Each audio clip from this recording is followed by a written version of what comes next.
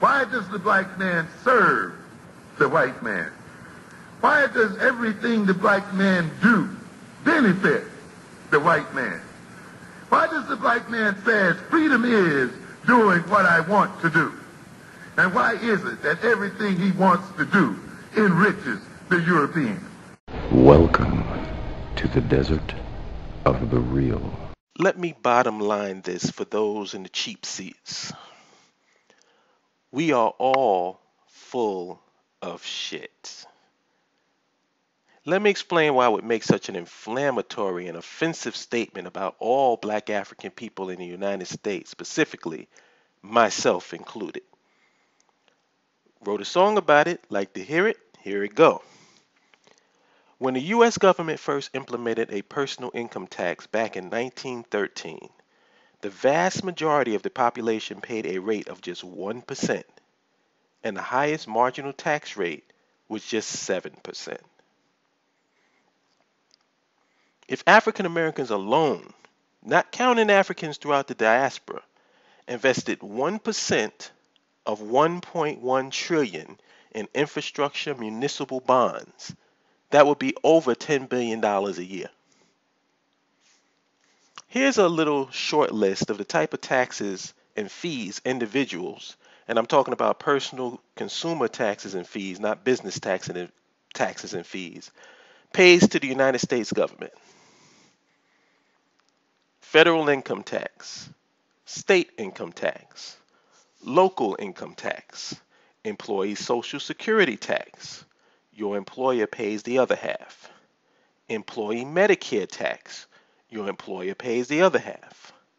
Property taxes, road toll charges, state sales tax, driver's license renewal fee, TV, cable/satellite fees and taxes, federal telephone surtax, excise tax, and universal surcharge, state telephone excise tax and surcharge, telephone minimum usage and recurring, non-recurring charges tax, gas/electric bill fees and taxes, water/sewer fees and taxes, cigarette tax, alcohol tax, federal gasoline tax, state gasoline tax, local gasoline tax, federal inheritance tax, state inheritance tax, gift tax, bridge toll charges, marriage license, hunting license, fishing license,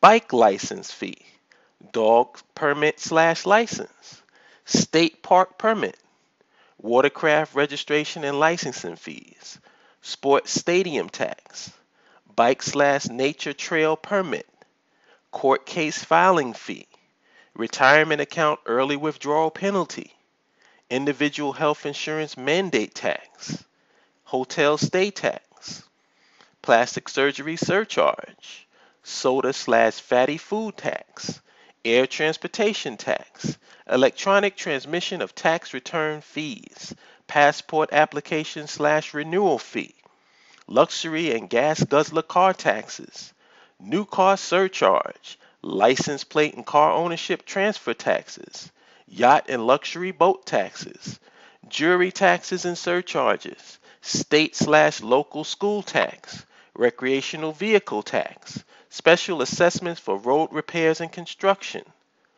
gun ownership permit, kitty tax, that's IRS Form 8615, fuel gross receipts tax, waste management tax, oil and gas assessment tax, use taxes on out-of-state purchases, IRA rollover tax/withdrawal penalties, tax on non-qualified health saving account distributions, individual and small business surtax, estimated income tax underpayment penalty, alternative minimum tax on income.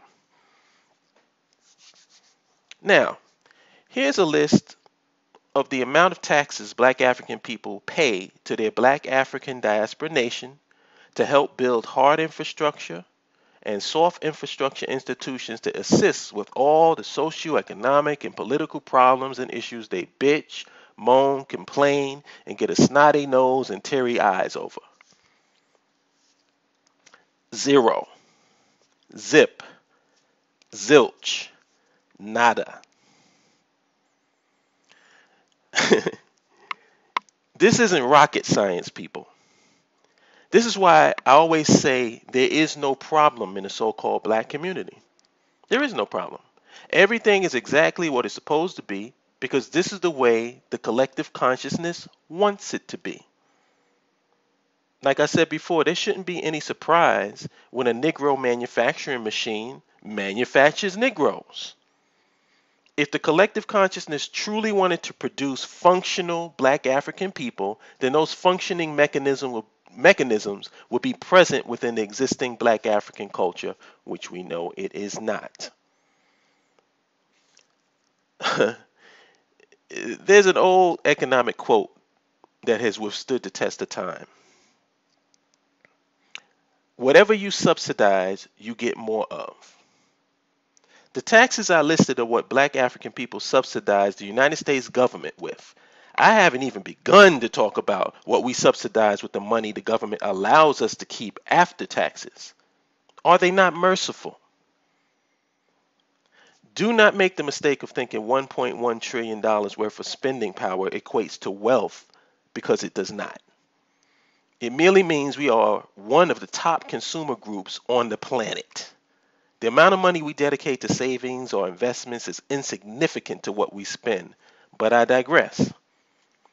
My point of this entire video is that before you start demanding the black nationalist community to produce concrete and tangible infrastructure and institutions to benefit the black African nation that you don't even support or agree with, and before you start expecting people to map out the socioeconomic and political blueprint for nationhood in their spare time after they work within the context of the system you support with your tax money to provide food, clothing, and shelter for themselves and their family, how about you stop being a hypocrite and invest the same amount of your money you pay in taxes to the United States government for its infrastructure, its institutions, and its sustainability to your own black African nation for its infrastructure, its institutions, and its sustainability.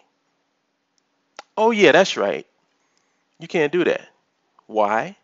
Because it doesn't fucking exist. Not only does it not exist, but you don't even believe that it should exist. So in conclusion, as far as the so-called struggle for black African people in America is concerned, how's that working out for you? Good luck with that. 1.